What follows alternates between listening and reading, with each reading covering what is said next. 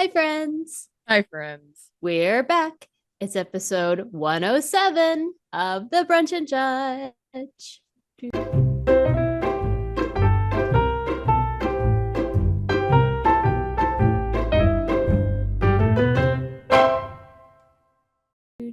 Trucking right along. We are. I give up on having cutesy little things, so whatever. I know. Once you get 100, it's like, It's like, nah. and okay. Especially after 101, when I was like, there are no Dalmatians. We're done. There are no Dalmatians. No. It's true. Trying to say if there's any numbers in the future that would like spark something, but I doubt it. So, oh well. No. Anyway, we are your hosts. I'm April. And I'm Claire. And this week we are talking badass neurodivergent people. Yes. That's what we're talking about. Yes. Look at that. So I go first this week. And this week, I'm going to tell you about a really cool, badass neurodivergent woman named Simone Biles. You may have heard of her. Maybe. Just a little bit. All right. So I tell you who I don't know about. I don't know about her husband. No idea. None at all. Mm-mm. That was like a thing there for a while where people were like talking about it. It's like nobody knows who the fuck her husband is. Mm-mm. Like, because everybody's like, what? The whole like Taylor Swift, Travis Yeah. Kelce thing. It's like, yeah, ask Simone Biles. Who's her husband? Nobody fucking knows because he plays football. Like nobody knows what his name is. Whatever. Yeah. In fact, he's the rock star in that relationship. I don't think I even put it in my notes, so I can't help you with that. No, that was the point. That's the point. All right. It was in the whole, like everybody talking about how all these butt hurt men, oh, Taylor Swift is using Travis Kelce for his money. And you're just like, wait, what? No. She's a billionaire. Exactly. She and because he got that was all over the Twitters, because I'm never gonna call it X because that's dumb. It was all over the Twitters. How when he won the whatever championship, not the Super Bowl, but here AFC, NFC, whatever, whichever one he was in. I don't sports ball championship. He got like a $70,000 bonus, and all these men were like, it's clear why she wants to be with him. And I'm like, for $70,000, that's nothing to her. That's like hilarious. $15 in normal people speak. What is wrong with you? She's anyway, like, I digress. I spent that on my cats yesterday. So exactly. Right. Right. Oh, exactly. Lord. So yes. Anyway. Simone Biles. I got my information from ESPN, SimoneBiles.com, Wikipedia, Pop Sugar, the NBC News, AP News, and People. Yay. It's a lot of sources, but I swear it's not really that long. It's you had a lot of sources. Like bits of information about different things. Gotcha. So Simone Biles is technically neurodivergent. In the course of doing this story, I learned that apparently ADD and ADHD is considered neurodivergence, which makes sense. Yes. But not I never really thought about it, to be fair. But I was like, oh, okay. And the thing that I love is that I had this conversation with my mother, who is a now retired special education teacher. Right. And she wasn't really familiar with the term neurodivergent. Like, that's been relatively a recent addition. And I was like, oh, huh. I mean, your mom's been retired for a while. Minute. Yeah. For a minute. Yeah. I mean, not like 2 years or anything. Like, several years. But still, I was like, oh, I guess that is a new word that has become very normal lately. Right. But anyway, so Simone Biles is ADHD. And for those of you who don't know what that is, that's attention deficit hyperactivity disorder. I can't speak words today. Just letting you know. Yes, I feel that. ADHD is a developmental condition that is known as someone who has the inability to pay attention, easily distracted. Sometimes it's accompanied with the hyperactivity part, ADHD. Sometimes the hyperactivity is not part of it, and it's just called ADD. Yeah. But it does pose significant challenges, especially in school settings and sometimes in social settings. Apparently, up to 11% of children between the ages of 4 and 17 have been diagnosed with ADHD at some point in their lives. And that's according to Centers of Disease Control and Prevention. So, like, a real source is saying that. So, a chunk of kids have this or struggle with it at some point in their lives. Right. Most people did not know that Simone Biles had ADHD until 2016, when hackers circulated confidential medical records from the World Anti-Doping Database that showed that she uses Ritalin. She takes Ritalin, and they claimed that her use of Ritalin was cheating, and because it's an illicit right psychostimulant. But at the time, she's like, this is happening. She's 19. You know, she's a child still, as far as I'm concerned. And she was, you know, annoyed, but she chose to speak out and said, I have ADHD and I have taken medicine for it since I was a kid. Please know I believe in clean sport, have always followed the rules, and will continue to do so. It's very important to me.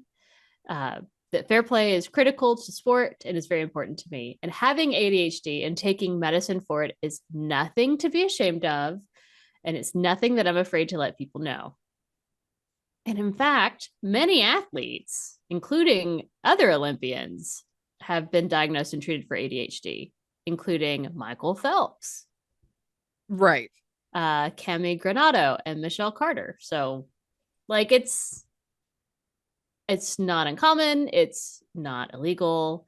It's all reported. It's all above board. It just helps with focus. And if you have ADHD or ADD, Ritalin does not make you it's not gonna make you a superhuman like it like it would for someone who does not. Like, the people I remember, there's the whole, like, you take Ritalin if you don't suffer from that so that you can stay up late and you can study and whatever. Oh, like Adderall. Kind of this stuff. But that's not how it works when you truly have ADD and ADHD. Like, it just makes it possible for you to focus on tasks at hand and not get overly easily distracted. So back to Simone. Simone Ariane Biles was born March 14th, 1997. She is the third of 4 children, but her birth mother was unable to take care of them, so they all ended up in foster care. Oh, wow. In 2000, her grandfather, Ron Biles, and his second wife, Nellie Cayetano, began temporarily caring for the 4 siblings in Spring, Texas, which is a suburb of Houston. I literally cannot speak today. I'm sorry. Blah, blah, blah, blah, blah. Probably because I wrote these notes 3 weeks ago. Right. We've had a time the last 3 weeks, and that's why we've not recorded this before now. It's been a journey. It has been. Anyway.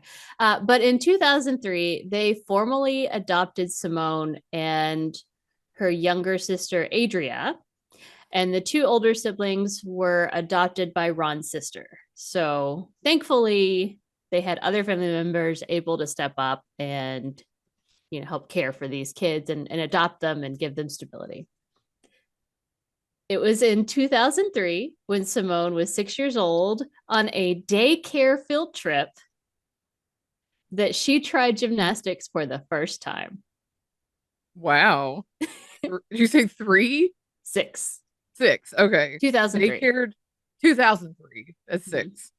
And she was 6 years old, and it was a daycare field trip. And the instructors suggested that she continue with it after this trip. And so she enrolled. And by the time she was 8, she started training with coach Amy Borman. and the rest is kind of history. Right. I mean, she is 4 feet 8 inches tall. That's what I say. She's tiny. She is a tiny, tiny human, but the most decorated American gymnast in history. Right.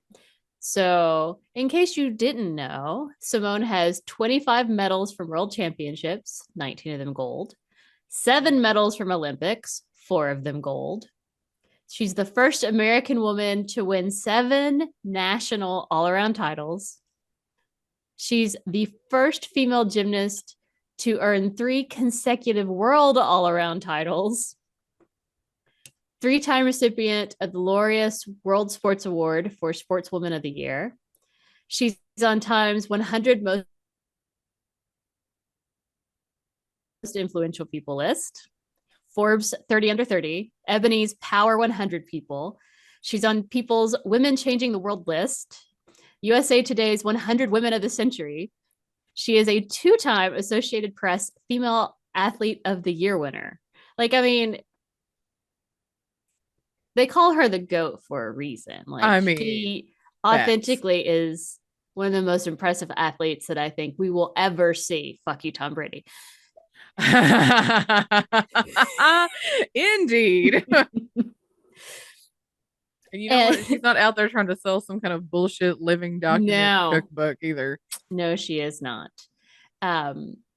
She trains 35 hours a week at the World Champion Center, which is a gym that she founded and owned, or that was founded and owned by her parents, Ron and Nellie, which is her grandfather and his second wife, in Spring, Texas. And in her years of competing, she's had not 1, not 2, but 5 moves named after her. Now, how do you get a move named after you, Claire? Do you know? Basically, you're the first one to do it, right? You're the first person to do it at a major international competition. So you have to be the level to compete internationally, and then you have to perform this move at one of those competitions before it gets named, before it becomes something that you can do.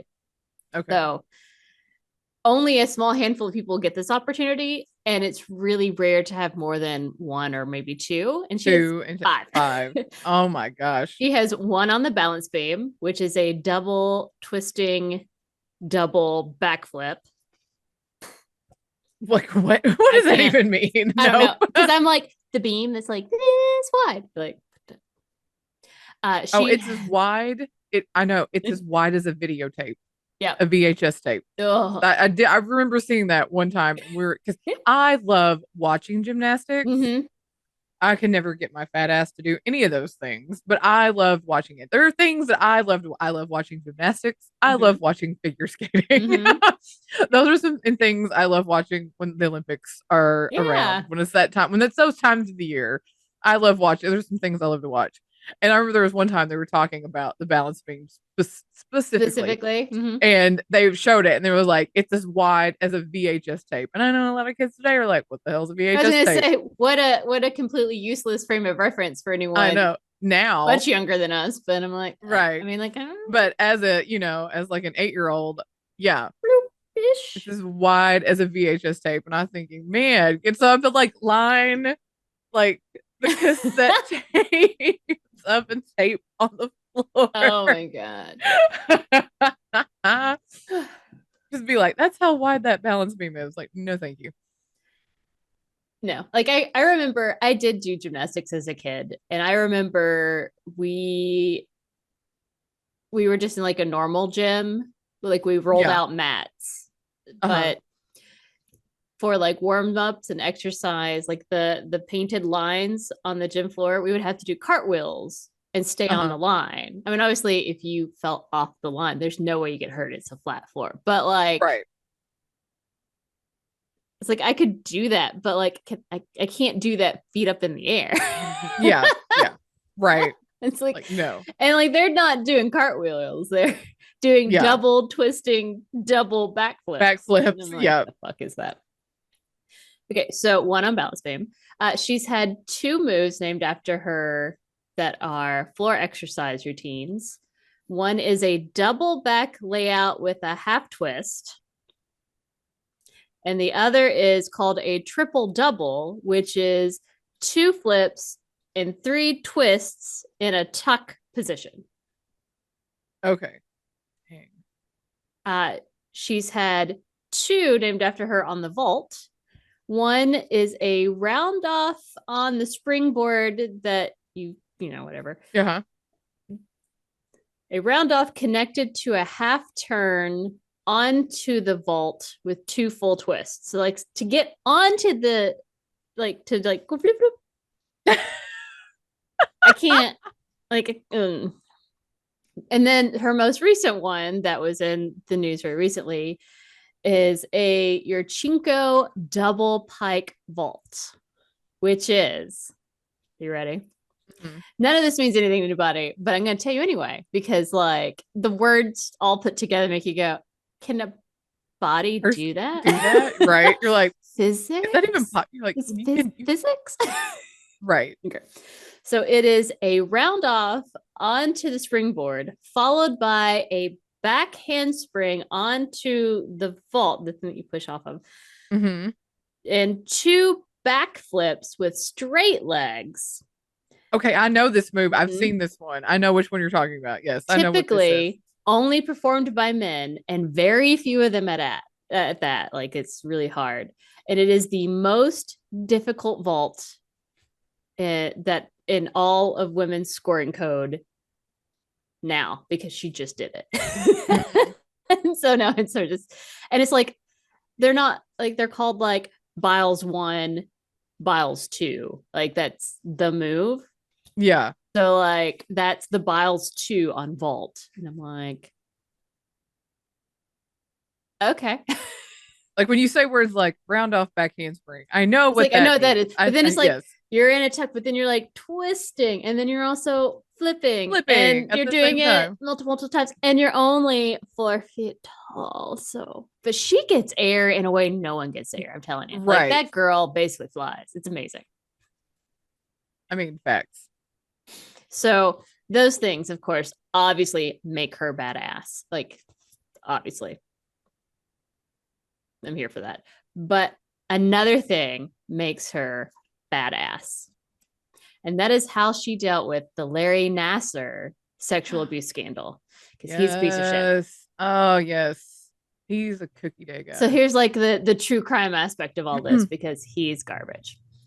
100%. So she, along with Michaela Maroney, Allie Raisman, and Maggie Nichols, testified about their abuse in graphic detail at a televised Senate hearing on how the fucking FBI mishandled the Nassar case. So like they're talking about some of the worst things that have ever happened to them in a testimony, in front of the Senate, and that's being televised and the whole world can watch and hear, that is being reported on by newspapers, because the FBI fucked it. Like, I mean, I can't, my brain can't even.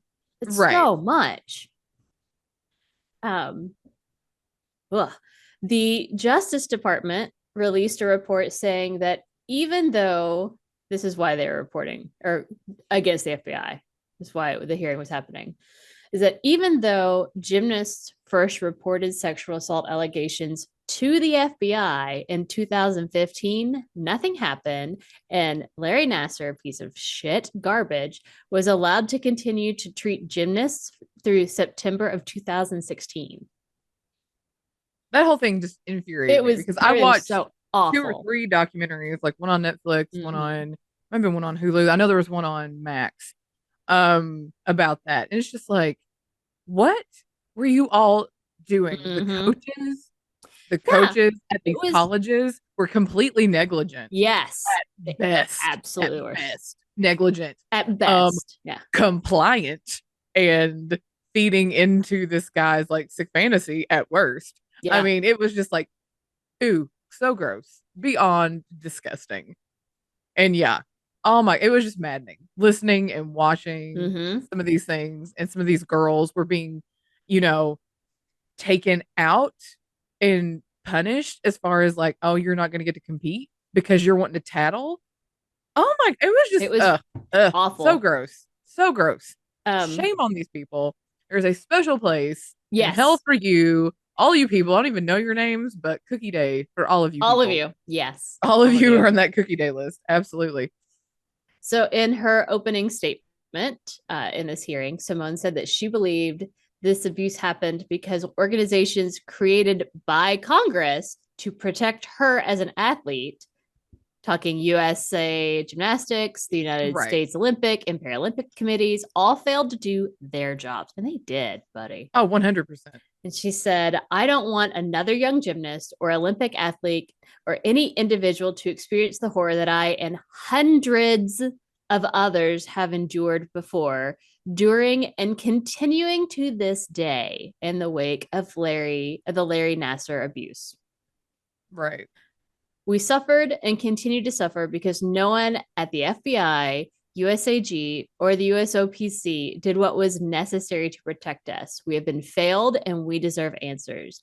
Nassar is where he belongs. At that point, he was in prison. Yes. But those who enabled him deserve to be held accountable.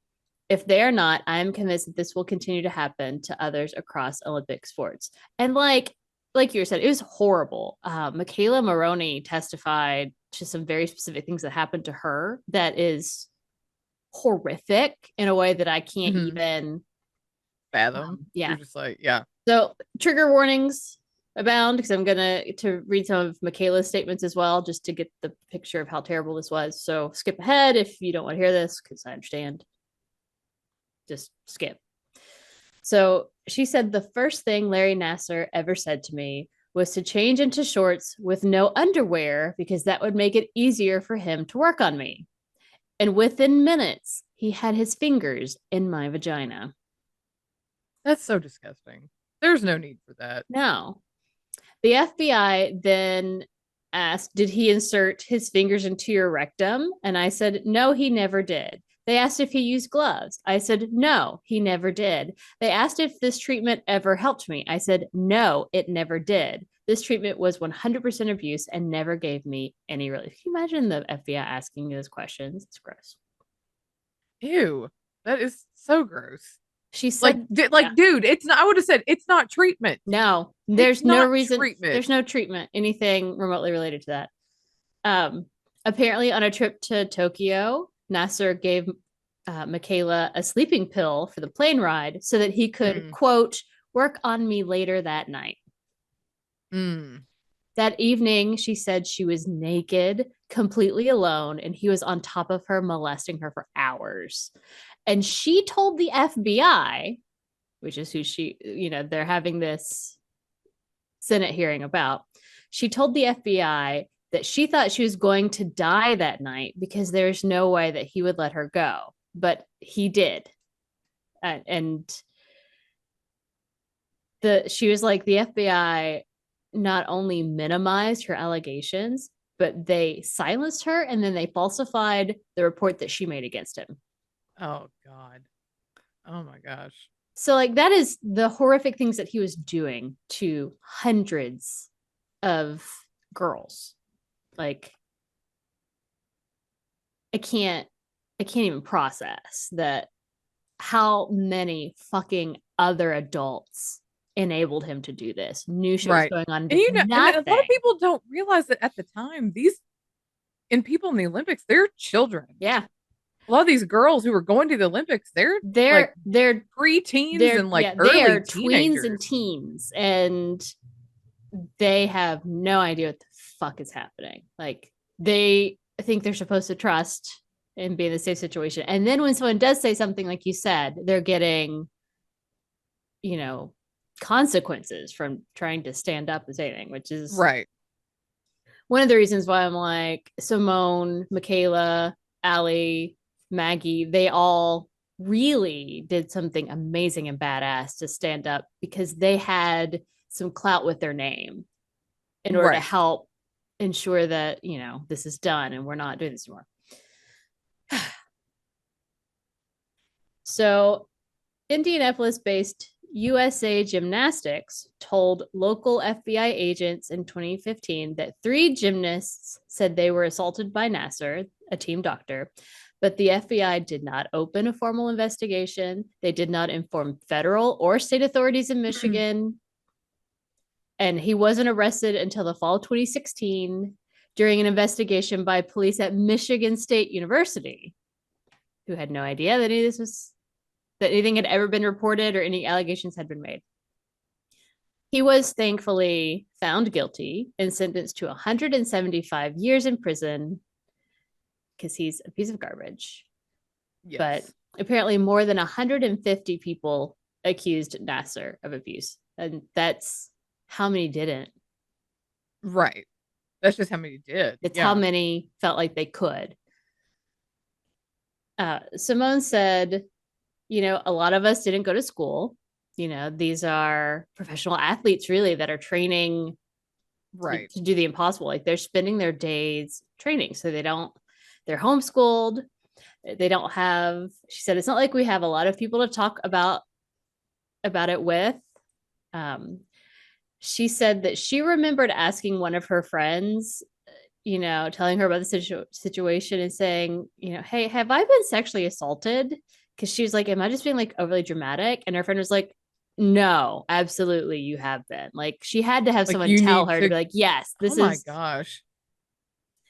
Because she was like, are you sure? Because like, I don't think so. Because I feel like in those instances, I was one of the luckier ones because I didn't get it as bad as some of the other girls I knew.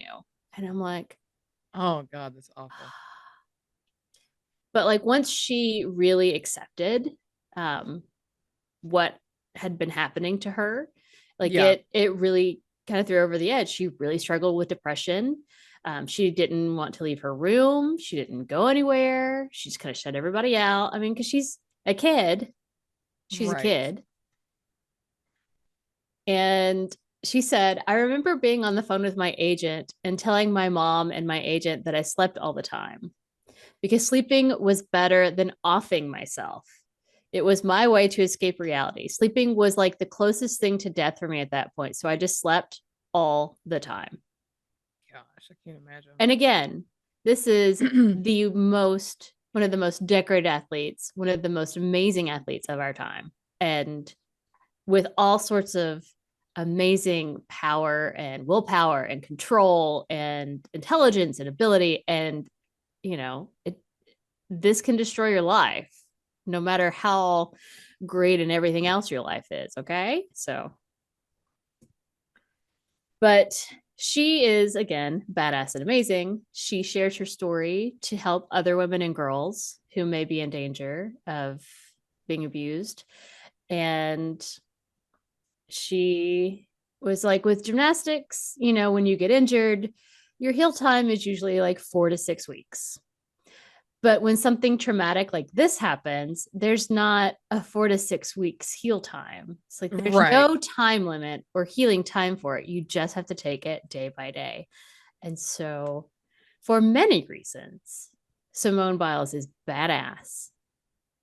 And some of those are because of her amazing athleticism and her continued joy that she finds in the sport, really. Like she seems like just this bright spot of positivity and determination, but she's dealt with some shit and she stood up to some assholes, man, including the goddamn FBI. So that is why Simone Biles is badass, even if she takes her stupid little Ritalin. Like, it's fine. Neurodivergence is nothing.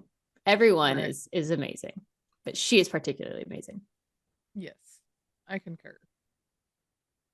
Well, that was excellent. Thank you. I love that. Thank you. I liked it. Thank you, Ellen, for this topic. One, because I learned more about neurodivergence because I just had no idea what all got classified under that. It's just a word that I've gotten familiar with. But two, because I enjoyed finding some really cool people. Definitely. It was excellent. Thank you. What have you brought us for badass neurodivergent people, Claire?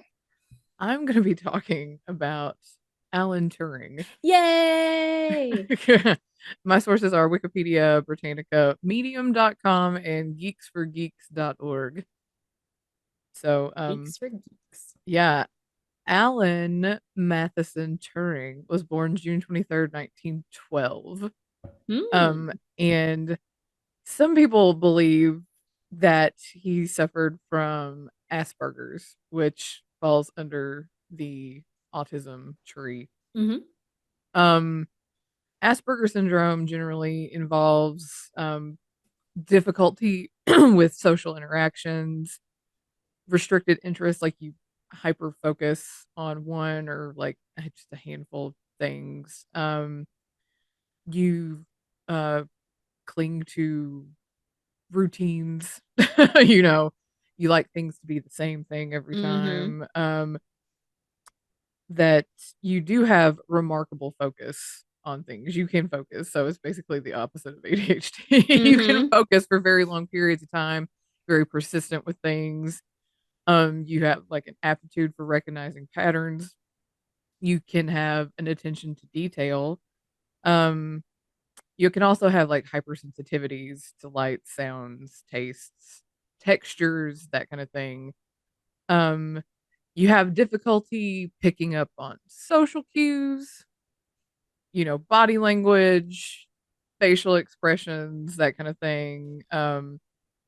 Difficulty with nonverbal conversation skills, can kind of be uncoordinated movements, clumsiness. You can have high anxiety or depression.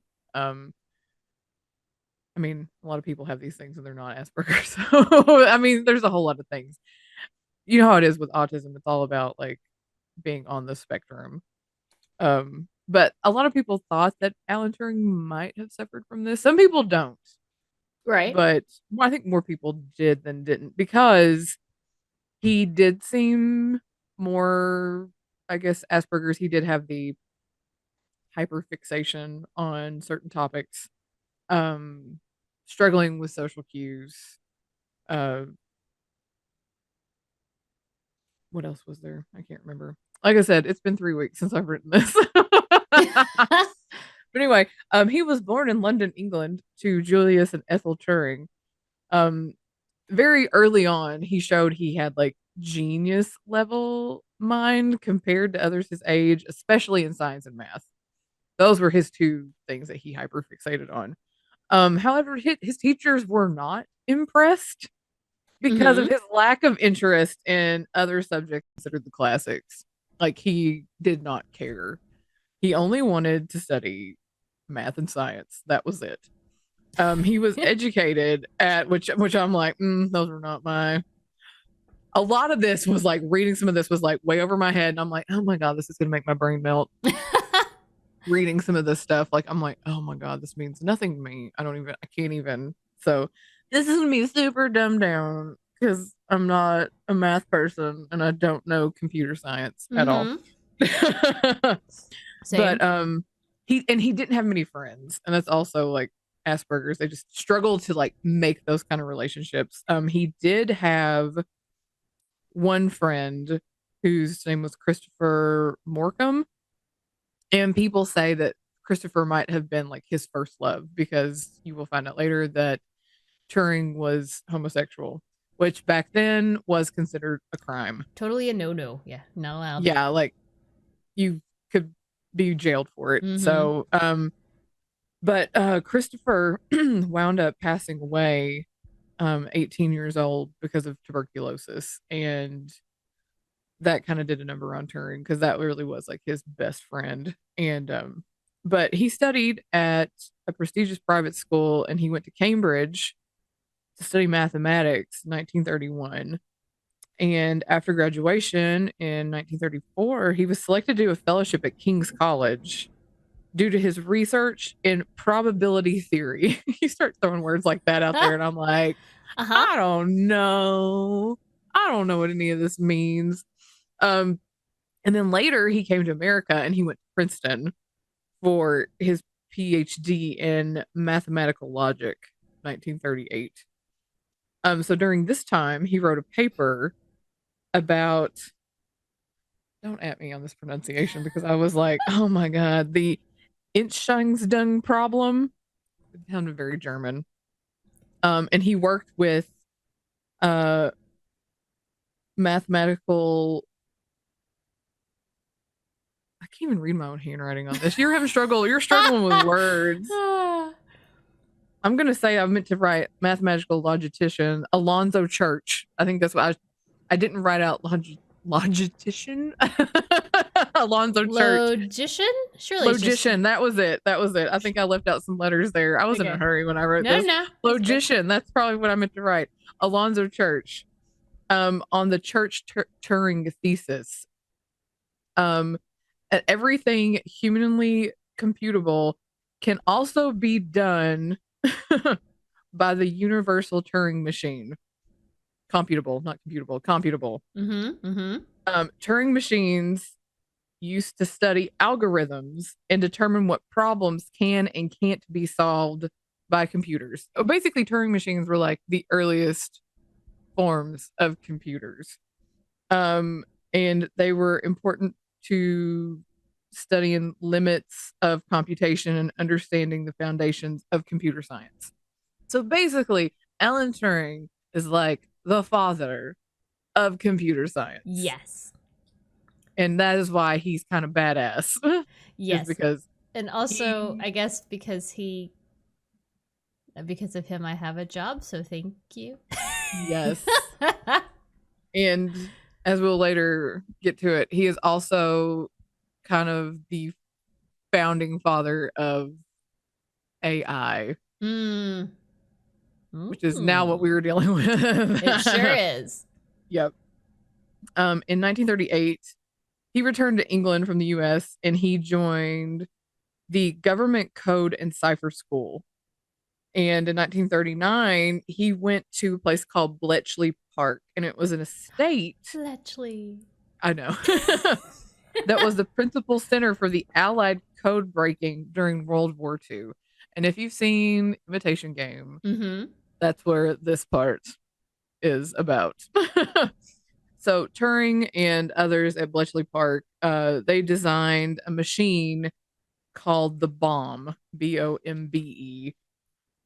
And it was based off a Polish machine called Bomba.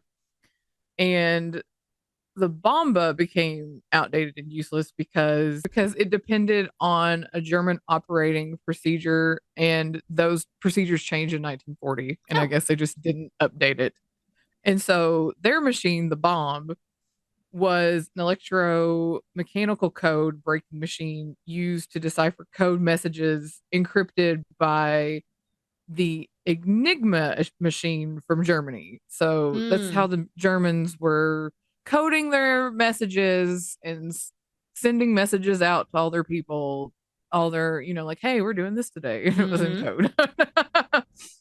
And once the OG bomb that was built was successful, hundreds of other bomb machines were built to help decipher messages and actually help turn the tide of World War II. And this bomb machine was 6.5 feet tall by 6.5 feet wide and was 3.25 feet thick. So, I mean, this thing was huge. Yeah. I mean, yeah. Bigger than like your average sized man. So these things are tall and I mean, they're freaking huge. And so after the war, Alan was awarded the most excellent order of the British Empire for code breaking. Which you think somebody who was getting kicked out of school because he didn't want to study the classics.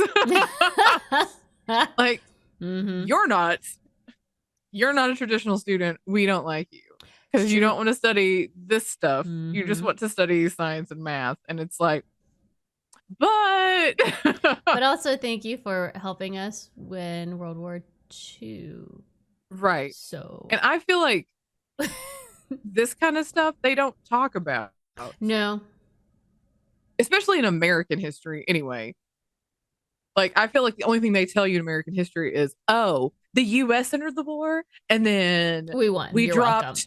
Well, yeah, we entered the war. It was, Pearl Harbor in World War II, and then we entered the war, and then we dropped the atomic bombs, and then we won. Hooray! And then everyone was terrified of us, so they were like, "We stopped fighting." Okay. Right? Yeah. Like they don't tell you this kind of stuff either, because I feel like there's other things that were important, and this kind of stuff I feel like is as important. That this guy who had, because back then they didn't know about Asperger's. They just probably thought he was just some weird guy, just an odd duck. Yeah, who always, what was it? They said like every night before bed he had to have an apple. Like that was one of the things where it was like he might have had Asperger's because he always had to have an apple before bed because we have to do routine. He always did certain things at certain times, that kind of thing. And you think, sometimes things like Asperger's and autism can hold people back, but sometimes it can help you be great and win a war. I swear it was a TikTok video or something, but someone said, would you rather ask for information about something from someone who had gotten their PhD in it, had, done all the classes, done all the school, had written the dissertation, had done all the things, had totally like, this is my topic, PhD person, or from someone who is neurodivergent and their special interest topic is this specific thing. And I was like, oh. Right.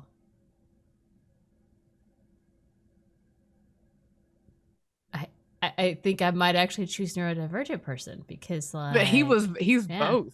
I mean, he's both. Like well, I mean, this is like next level. It's like, this is my special interest topic, but I took it all the way to and I was like, huh. So yeah, after the war in 1945, he started at the National Physical Laboratory. That's how they say it. He designed the automatic computing engine, which was the first digital computer.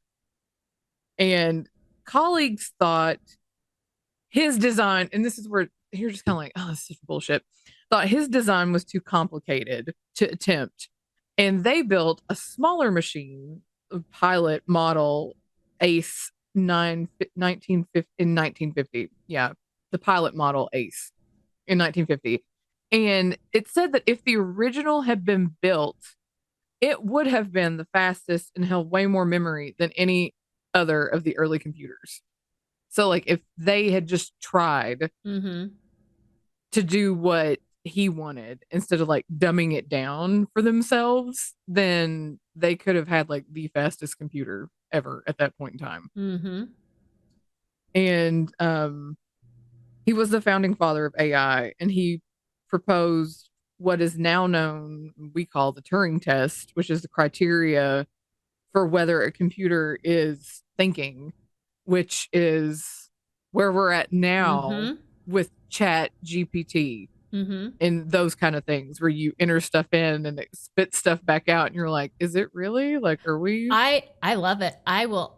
Are we here? Pro tip. So as I've been trying to learn new things, I will sometimes give Chat GPT like a website or like a specific link and be like, can you summarize this for me? Or can you, dumb this down a little bit? Can you simplify? And I'm like, I can learn stuff so much faster. Thank you, Chat GPT. I mean, like, it's amazing. I'm like, it has to have some level of thinking in order to make that change. So right. And if you ever want to watch a movie that'll like, it's kind of a mind fuck about this kind of thing, Ex Machina, with Domhnall Gleeson and Oscar Isaac, about Oscar Isaac has built this robot and he brings Domhnall Gleeson out to like, basically it's like a Turing test kind of thing to meet this, and it looks like a woman, obviously, and it's like, and it just like, it goes to shit and it's amazing. In like the most glorious ways. You're like, what is happening? And even like you think of like movies like iRobot, that kind of thing. You think, are we headed? Are we there?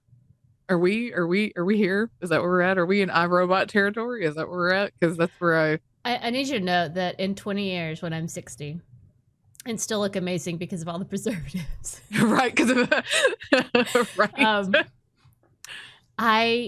If I don't have a robot butler, I don't even know what the point of living anymore is. Like, we're just so, like, I already have robots that do all sorts of things for me. You're like, if we don't have a Rosie, but like, by the time we're 60. Why can't we get to, like, we need to have 20 years, robot butler for everybody? Yes, absolutely.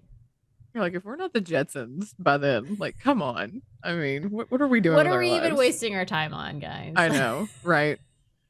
You think, like, you're like, oh man, Alan Turing, he's so great. He's done all these great things, but his life did not end that great. And that is what's so sad and tragic. 1951, he was elected to the Royal Society of Science. But in 1952, he was convicted of gross indecency for homosexuality. Somebody broke into his home and he reported it, but then when he reported it, then that brought up, like, why did this guy break into your home? And it was like, that's what started this whole where they started investigating his homosexuality, and that's where that came in. And so they gave him an ultimatum. It was basically either be jailed or go into hormone therapy. And so basically he was chemically castrated. He chose the hormone therapy. He didn't want to go to jail, which, I mean, I get that. Nobody wants to go to jail.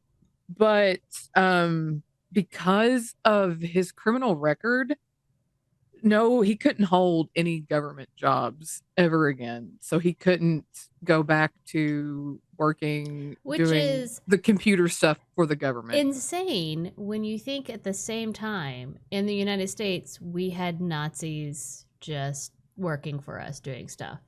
Right. It's like, same, yeah. What the actual fuck, guys? Like, we whitewashed their background. We brought them over. So we're basically, yeah. So you're going to tell me that Nazis were okay, but homosexuals were not. And that just, I just want to, like, I can't even. I'm like, I'm sorry. Wait, what? Yeah.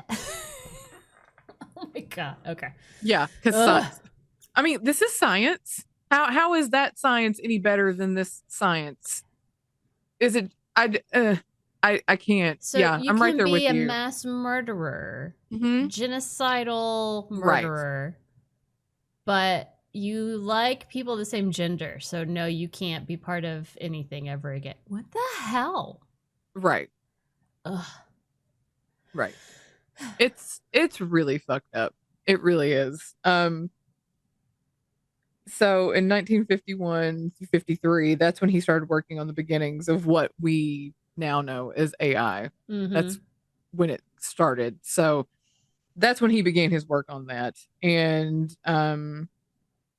in June 7th, 1954, he was found dead in his bed from cyanide poisoning.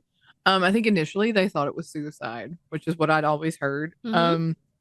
I also read on another website that it could have been a possible accident. You couldn't rule it out from, like, some kind of cyanide gas from some kind of experiment he had been working on from, like, a room next to his bedroom. So maybe because there were people who said they were like, I really don't feel like, because they had said that by that point, the hormone castration had been done with for over a year. Right. So he'd already been done, because that's what I'd always heard, is that he killed himself because of the hormone castration. But he had been done taking that medicine for over a year. So he hadn't been taking it. So there were people who thought that maybe it might have been an accident from some kind of gas from something he'd been doing next door. But then there are also people who are like, I don't feel like you could rule out the government killing him, because he knew a lot. Like he knew so much about cryptology and, deciphering and that kind of thing. And he knew a lot of the government's secrets and that kind of thing. And because he was a homosexual, they were still, viewed as basically like criminals at that point. Even though he had done yes, exactly. that he was a higher security risk because he was a homosexual. Well, and I mean, I guess in the same vein, you can't rule out that, some other government faction, knowing how his contributions, could have taken him out. Like, I mean, who knows? Right. I mean, I guess it's like, I hope it wasn't suicide, but then I'm also like, I get it if it was 100%. Right. Even if it had been a year, like maybe just like, I just don't want to do this anymore. Right. Because, I mean, your life has been put on display for everybody. Everybody knows you. They've outed you, whether you wanted to be outed or not, which is ridiculous. And you can't go back doing the job that you really wanted to work on. You have to just do it from your home, and you've kind of been publicly disgraced. I mean, I feel like the common public consensus was suicide, but there have been other sources that were saying it, maybe not. There was nothing that was like, it definitely was suicide. There was no note. There was nothing to be like, oh, I killed, he did kill himself. It's like, there could be other possibilities. And it's just really sad that his life ended so soon because of whether he did decide to end it, or if it was an accident, or if the government decided to end it because they viewed him as a security risk just because of his homosexuality and because of what he did. The fault belongs to the government having those views against homosexuality, because that's what got him in that situation, whether it was an accident because he was working at home, whether it was suicide because of how he had been treated as a result of this bullshit, or if it was some other faction or government or whatever that did it. Like, it's still them because they're not taking care of him, protecting, or they did it. Like, it's all their fault. Blame them forever. Yes. Regardless, we could have had robot butlers by now if they hadn't been assholes. I bet he would have made sure I had a robot butler. I just can sense it. Yes. And so because of things like The Imitation Game coming out, there was a cry for, like, hey, this guy has been seriously dealt a bad hand by the British government. Y'all suck. So in 2013, Queen Elizabeth gave him a royal pardon, and I mean, granted, and now he's also, I think he's on some kind of bill of theirs too, or one of the pound notes or whatever over there. So I think he has been, people, because it's not a crime. It has been decriminalized over there. Unlike over here where things are going backwards. Hate everything here. But anyway, that is why Alan Turing is a badass neurodivergent, because he basically has created what we now know as AI and computers in general, really. Computers in general. And he helped. That was a huge reason why we won World War II. Yeah. Which American students do not learn. No. They only learn about the American part. They don't really learn about that. I mean, I'm not going to say don't learn, but we get like a sentence that kind of wraps it up, and which, to be fair, I mean, we spend a lot of time on that whole revolution thing, and they have like a sentence. Oh my God. I learned about the revolution like 4 years in a row. I was so tired. I'm like, God, we're doing the revolution again. I'm tired of this. It's like, part of that was because I did the 5th grade twice. Because I was in that 4th, 5th. I did that 4th. You did it too. You did the 4th, 5th grade split. Twice.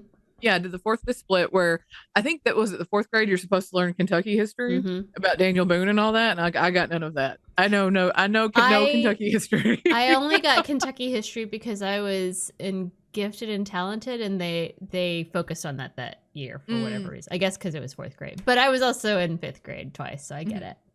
Yeah, I get it. But I feel like I've got 4th, 5th, 6th. I was like, oh my God, I'm tired of learning about the Revolutionary War. I know the Revolutionary War. Okay, I get it. As a middle schooler, it's just like you learn the same shit over and over and over again. So I get it. I get that, like, they have a paragraph about the American Revolution was like, and those hateful whatever, blah, they're gone. Okay, moving on. It's so like I get it. But like, right. Yeah. And I get it. It's like, this is our country. We need to learn about it. But still, I feel like there are other things. I mean, I still argue that you should be teaching students. When we learned World War II in AP American history, mind you, we never talked about the inflatables and the fake like military, like a fake setup that we were going to invade somewhere else and had all these inflatable tanks to make it look like we were going to. None of that was in my history book. Way more interesting than the stuff I learned. Right. Right. I'd have been like, oh, that's cool. Right. But no. I'm always picking these topics that are like way over my head. I'm like, yeah, I'm gonna do this guy, and then it's like, oh, it's computer science. I know nothing about this. Like reading it, I'm like, I know none of those words make sense to me. I don't know what any of those words mean. Mm-hmm. No, I understand that. It feels like my job a lot. I've learned a lot of new words and data science. I've learned a lot of data science, which I didn't know was really a thing in the way that it truly is. So cool. All right. That was amazing, Claire. By the way, I love The Imitation Game. It's a great movie. It was. It's a great movie. And that was the first time I think I'd ever really come across Alan Turing. Mm-hmm. I think so, yeah. But yeah, I think that was, yeah. And then I watched that Ex Machina, and I was like, oh, this is what they mean. Okay, I see now. I get it. Well, thank you, Claire. And again, thank you, Ellen, for this topic. I would never have known half of this stuff, really. No. So, cool. Thank you. Yes. All right. Claire. Yes. I know it's been a minute, but what are you judging this week? I watched this terrible documentary on Netflix, and it was just, oh my gosh, yeah, damn, what was the name of it? I can't remember the name of it. It was so terrible. Is it the one that you're telling me about? Yes. The program? Yes, the program. That was it. I started watching it last night, and I'd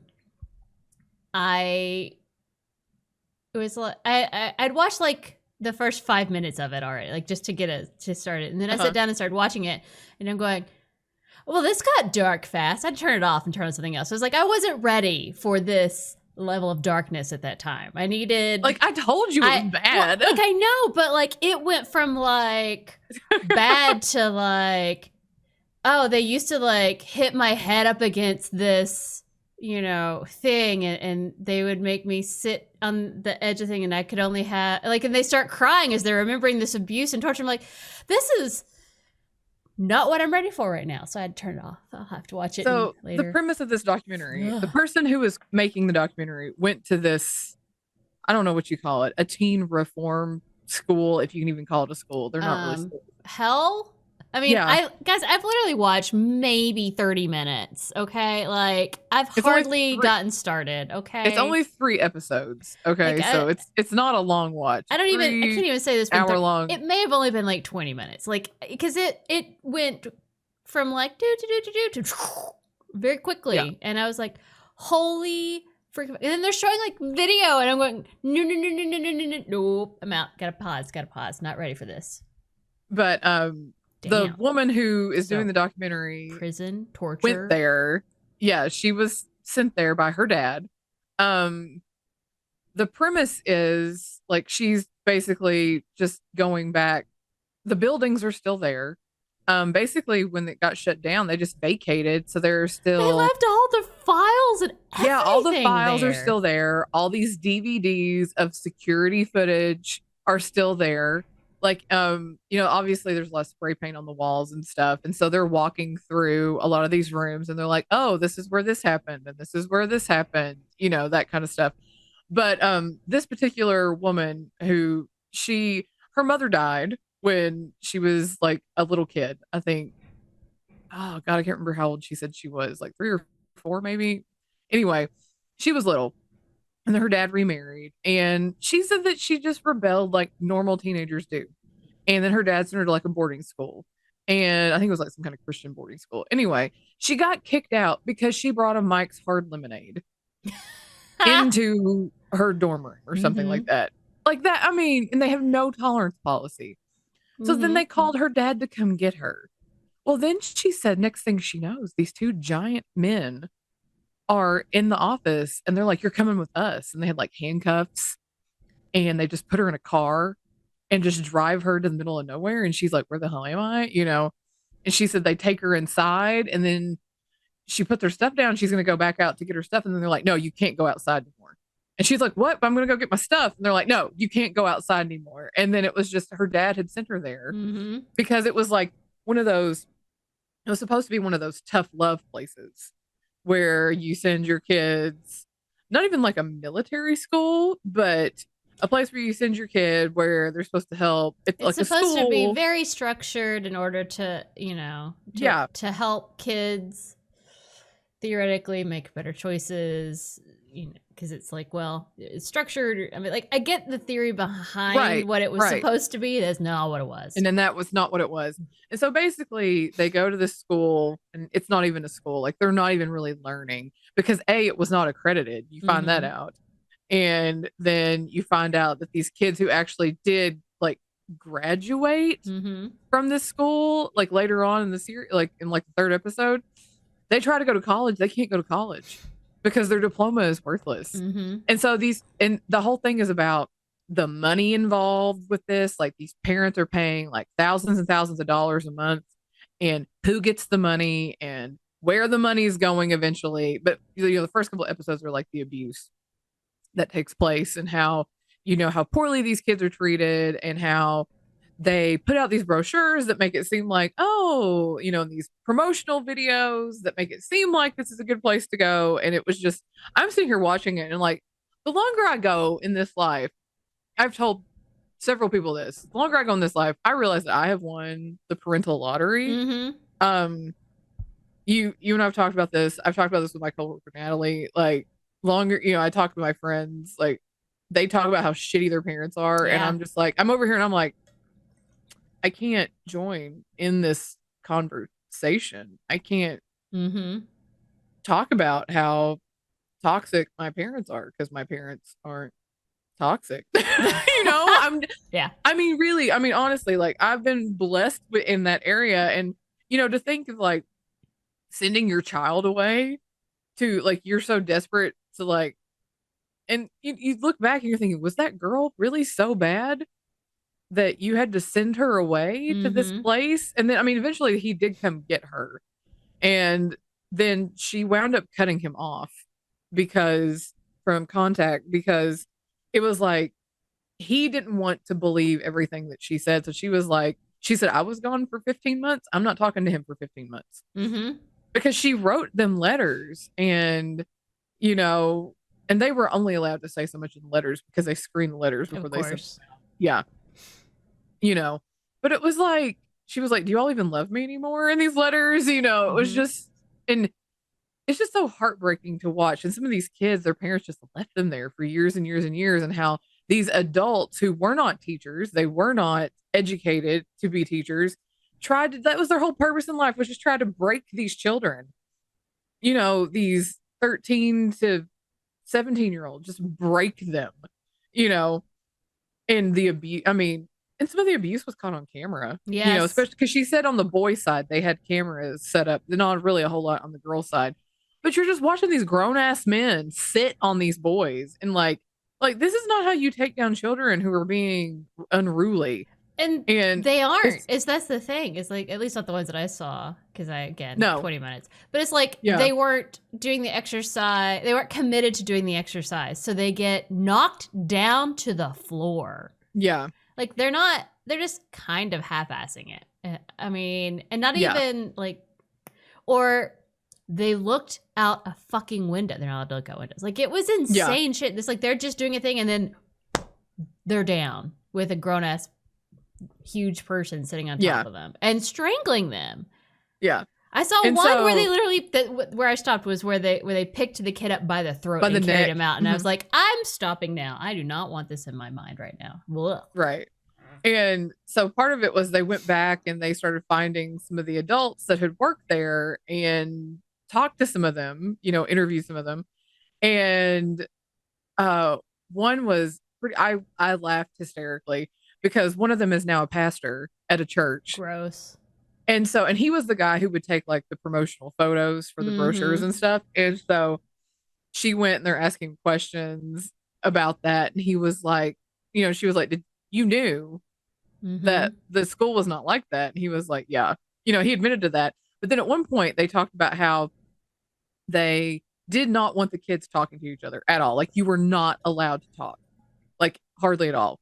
And because they didn't want the kids getting any information about each other, because they didn't want the kids finding each other when they left. But the kids were finding each other, especially with social media popping up, And so they were getting online and monitoring MySpace and all this stuff. And they found in these folders and shit at the school, this correspondence, I guess, of them talking about monitoring their social media because of, they didn't want them like calling the school out on social media. And they found this email from this guy who was the pastor talking about that. And she called him out on it. And he goes, I don't know what you're talking about. I don't know where you got this email from. And she goes, would you like to step outside so we're not in a church while you lie? And I about lost my mind. I was like cracking up. Well, now I have to keep watching just to see that. That sounds amazing. Yeah, I was like, but she's like, would you like to step outside so you're not inside a church while you're lying? And I was like, yes. Wow. But yeah, so but, I mean, you're talking about badass people like calling out their abusers. This was also, because I mean, there was also sexual abuse that went on, because they talked about how one girl talks about how she was so devoid, or that's what they did, or at least the one who was like sexually abusing, you craved attention so much because you didn't get it from your parents, you weren't getting it from your parents because you were there, that the slightest thing that an adult would give you, like she said, it would just start off with just like a simple touch, like a touch on the shoulder, and then it moved to like a caress on the cheek, and then it, that kind of thing. And then it was like all of a sudden they would like ghost you. This person would be like, I'm not going to talk to you anymore, and start giving this attention to somebody else. And then you were just like devastated because you're like, why? What did I do? Yeah. Did I do something wrong? God. Yeah. And then it's like, and then to get it back, then you had to do the stuff, the awful stuff. You don't, the sexual abuse stuff. And it was just, you could tell like, it was just, these kids were so traumatized as adults. And it was just, with this one adult guy was like breaking down, and finally the woman who was doing the documentary, she goes, but you know what the good thing is? She goes, today you can leave. She goes, you can walk out of here today. And he goes, thank you for saying that to me, because he said it didn't cross my mind, because it was like being back in that space had just just being there had just re-traumatized him all over again. It was almost like he was trapped there again. But she was like, but today we can leave. We can walk out of here today. Like, you don't have to stay here. And they were like, fuck this place, fuck this school. Damn. But it was just how the money and the corruption, and how when a place like that gets shut down, another one just pops up somewhere else under another name, and how these places still exist. And it just blows my mind that places like this do exist, that there's no policing of these places. And then I watched another documentary that was Hell Camp. Yeah, I saw that one. Yeah, and places like that where you send your kids to like this wilderness camps, and they just basically hike through the wilderness for like 2 months, and they're making your kids rough it. You think, oh, that'll be good. But yeah, and they're like depriving your kid of water, and they're dying of dehydration. And it's just, why? When basically all your kids need is fucking therapy. I'm gonna say, why are you paying thousands of dollars to send your kid to the fucking desert when you can just stick them in therapy? Because then you actually have to be there for your kid. And I think ultimately that's what it comes down to, is that these primarily are parents who are saying things like, oh, I just didn't know what else to do. It's like, then sending them away? Like, have you tried literally anything else? Right. But even in one of these schools, and I say that lightly, like a kid died, and it was almost like a George Floyd situation. And that one was on camera, where the kid threw a piece of bread, and it was like 3 adult men were on this kid, like white on rice. I mean, it was, and they were sitting on him, and I think he suffocated to death. Like, and it was just horrifying because they had it on security camera, and you could tell that nobody was bothered by it, that kind of shit happened all the time, because the other kids were just kind of like, oh, here they go again, taking somebody down to the ground. Like nobody like none of the kids bothered, which granted, I know if they had bothered to like act, they too probably would have been taken down to the ground and sat on and suffocated. But it was just the whole thing was I'm watching it and I'm just horrified for children that this happens to children. Like, what the hell? What are we doing? And the whole thing was at the end of the documentary, the very last episode at the end, they're burning these files because some of them, this one girl had a whole shit ton of files and she's dividing them up, and some people wanted them. Mm-hmm. And if they wanted them, she would send them to them. If they didn't want them, she was going to burn them because they, some people didn't want to have that. They're like, nope, I'm past it. Burn it. I don't want it. And so they were some of the files that I guess people didn't want, they were going to burn. And they were burning them. And at the end, it's burning. And she was like, the whole point is, if you're aware of the abuse of a child, you should do something about it. And then the last thing she said, so now you know. Yeah. And so it's like, so now you've made so many more people aware of these terrible schools and like I said, I say schools lightly, these terrible places that do abuse people. And it just made me mad. I'm just like, I want to go out and I want to like take some motherfuckers down. Like I want to like go on a crusade and be like, what the fuck do you think you're doing? Like, because as a teacher, like if you are truly a teacher, and that's one of the things that makes me mad about teachers too, is these teachers who get arrested for, sexual assault or pedophilia or any of that stuff, child porn. And it's like, that is like your duty as a teacher is to protect children. And you have like betrayed that at the base level. And I just get mad. I think it's because my parents are teachers and I know what that's about. My brother's a teacher. It's just like, it just makes me mad because it's like, that's like the one place that children should feel safe. Like I know kids who came to school who wanted to come to school because that was like the one place that they could feel safe. And then you make it not safe. So then it's like, where can they go to feel safety? And then now you've made it nowhere. And that makes me super angry. And I'm sorry this is an incredibly long judge. But anyway, that's my judge. Go watch that documentary. It is horrifying, but it's still very informative about horrifying things, but also corruption at like ridiculous levels. You're just like, wow. Yeah. I mean, you get into the money part of it because there's one part where it's just like follow the money, and it's like, damn, these people are like, I mean, it's like, probably not Trump level, but I mean, it is, these people are out living their best lives, doing their thing while everybody else is just suffering. So just, infuriating. Yes, it is. Anyway, so what is your judge? Sorry, that was so long. That's okay. So I have a couple judges. One, just real quick, super minor thing, everybody. Super small. I mean, like hardly even worth your time, but like I'm fucking over. Super over. 2024 and the Biden v. Trump. Already. And the Republican Party and just all of it. Guys, like, we just had the State of the Union, and like I didn't watch it because it takes too long. But like, I saw the recaps. I know what was said. Yeah, Biden, whatever. He's fine. But like, Marjorie Taylor Greene. Make her go away. That outfit. Like we know you love him. To the like disrupting him. Say her name.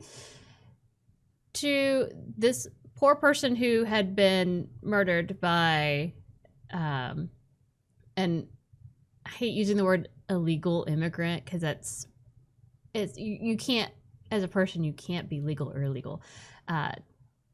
So right. Whatever. But like, apparently the Republican Party had like invited the parents to come sit with them, and they were like, hard pass. We don't want any part of this. But they still were going to use their grief to like, I don't know. And it's like, over it. I hate her and her nonsense. And then like, what the hell was that Republican Party response? Did anyone else like? I couldn't hang. I was like, I'm watching someone who has been brainwashed talk to me. Like the way that she was talking was like, ha da da da, ha da da da. Couldn't. I'm like, what the fuck? But like, I know I couldn't watch it. I'm not going into any major details on anything because like I'm done. Like I'm fucking done, guys. I'm exhausted. It's only literally March. And I don't want to. Like, I'm over the Republican Party, even more than ever was before. Like, oh my God. Marjorie Taylor Greene, God. I need a cookie day, guys. I need a cookie day. I don't even care who it is at this point. I need several cookie days. I need a cookie day. Just any of these people. Ugh. But so that is not my main judge. That is just a reminder that everything is shit and I'm exhausted. And I just don't want to anymore. Right. No, my main judge today is the city of Kenosha. Is that Wisconsin? I think it is Wisconsin, actually. So that sounds right. So wandering through the socials, and I come across a post from the city of Kenosha that says, "Do you have a hole that needs to be filled?" The city of Kenosha takes public safety very seriously, which is why we're excited to launch our new hashtag Show Us Your Hole public safety initiative. Stop it. To participate, simply send us a picture of your hole along with its location and the tagline, "Come fill my hole." And we will we will dispatch our crews to service your hole in a prompt and professional manner. Your satisfaction is our priority. Service your hole? Yes. And I literally love every fucking thing about that. So like I was like, oh my God, this is the greatest social media campaign of all time. Here for it. So imagine my despair when I found out that it, in fact, was like a hoax is a strong word. Aww. Apparently, it was a fake city account that launched it. And okay. I was like, have they been hacked? God, I wish. That would have been even better. But like, the post appeared on Friday. As in yesterday and in our real time here, and had over 1,200 comments, 4,100 shares, and God, had nearly 3,000 likes. Nice. And I'm like, it was apparently because someone was really honestly and completely allowable fucking tired of potholes. Well, I mean, that's fair. I get it. Like, I've lived in the places where they never fucking fill a pothole, and you're like, oh my God, like literally going to take out a car level of pothole here. And so, like, I think it's hilarious.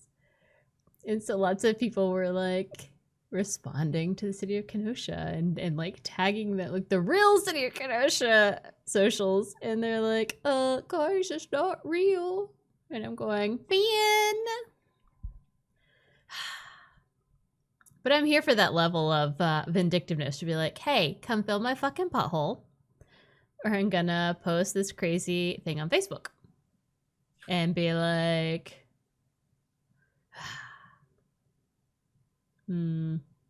love it.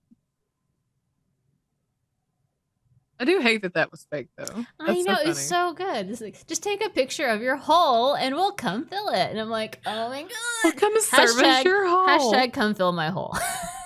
we'll come service your hole. But like when I first saw it, I was like, oh, is this just like another Duolingo thing? Are we just like really going all in on this just insanity? Because here for it. Need it. Because I watch a lot of Duolingo TikToks, and I have no idea what's happening. They are unhinged, but I still watch them. But yes, so that's my judge. I want us to, as people, decide that government should, in fact, fill our holes and should embrace humor and amusement when it comes to things. For example, there's a library system that is waiving like late fees and damage fees if you show them a picture of a cat. It doesn't have to be your cat. Just a cat. Come in with a cute cat pic and they will like waive your fines. I'm like, yes, here for this. So, need more of that. Show me your hole. Hashtag fill the hole. But that's my judge this week. That's amazing. Far more entertaining than the things that frustrate me. But there you go. Love that. All right. I guess that means it's time for tarot time with April. Spooky, spooky. Ta-da! And I'm within reach this time. What? I set up a newish sort of space. All right, Claire. What shall we ask the tarot cards this week? What does the 2024 election season hold for us? No, there's nothing but doom and despair there. Doom and despair. Oh, how about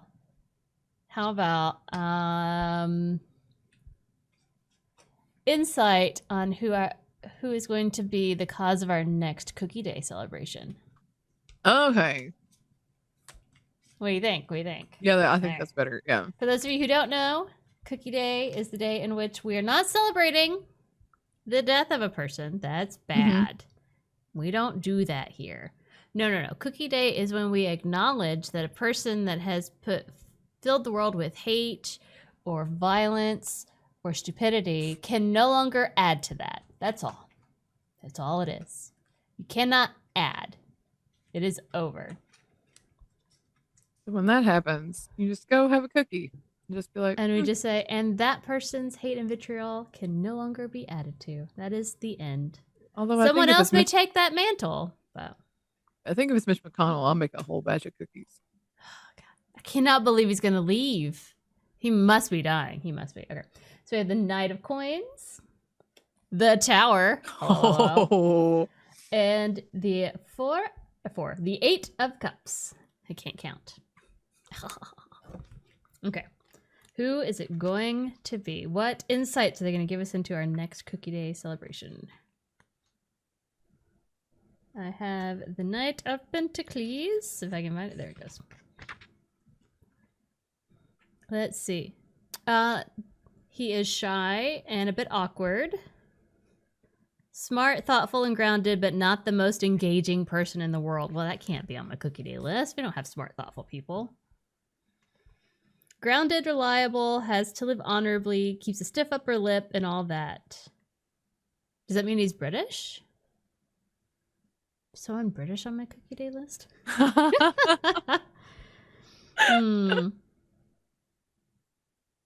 He can be so grounded, though, that it's hard to motivate him or get him to change direction. Okay.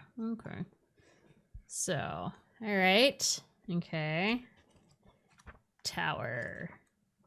When Tower everything falls. Tower is bad.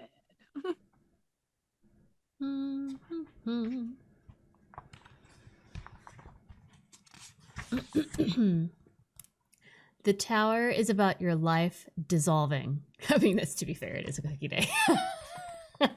Well, you've built up this life, this tower, piece by piece. You were sure about each placement of each stone, and then from out of nowhere, the universe reaches down, grabs your little snow globe of a life, and shakes the hell out of it.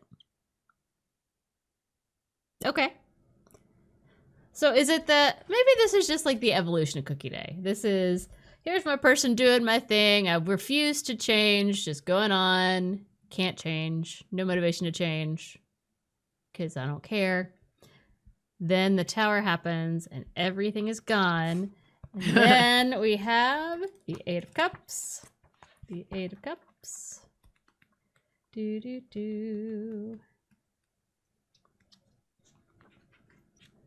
Eight of Cups. The Hangover card. Okay. Overdoing it in other ways, like being a tyrant at work, being a party girl. It's a morning after walk of shame card. It's the card that happens just before the client asks for redemption. Okay. Interesting. I don't know. I don't know what this is telling me, Claire. Does it mean that a work tyrant or a party girl? Is that kind of our Marjorie Taylor Greene? She's so young though. That would probably be or is it Nancy Pelosi? No. I mean, like, I don't love, but